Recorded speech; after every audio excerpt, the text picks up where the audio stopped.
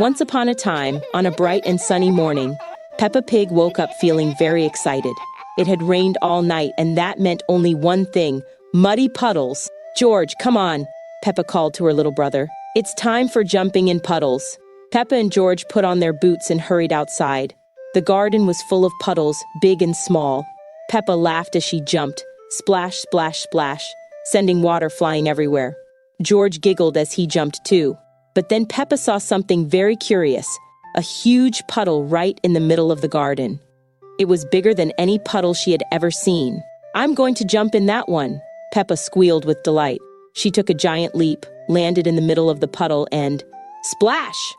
Water sprayed all around her, but just as Peppa started to laugh, she noticed something strange.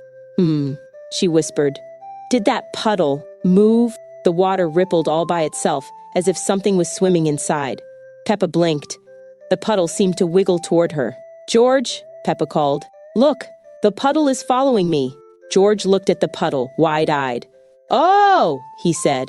Peppa ran to another puddle. But when she looked back, the big puddle had moved closer again. "Is it magic?" Peppa wondered. "Maybe it's a friendly puddle," George said. "Hello, puddle." Peppa and George decided to investigate. They got closer and peeked into the puddle. Suddenly, a shadow moved. "Eek!" Peppa jumped back. But then they heard a sound ribbit. "Oh!" Peppa laughed. "It's just a frog." A green frog popped its head out of the water.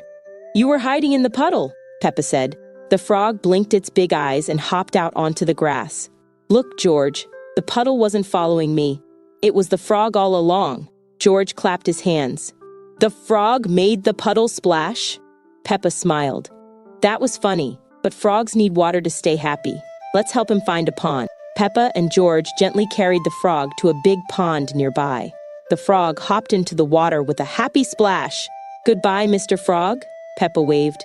Peppa learned something new that day. Frogs live in water because it helps them stay cool and breathe. They're very good at hiding in puddles, too. George nodded. "Frogs are funny," Peppa giggled. "And puddles are still my favorite." And so, Peppa and George spent the rest of the day splashing in the puddles.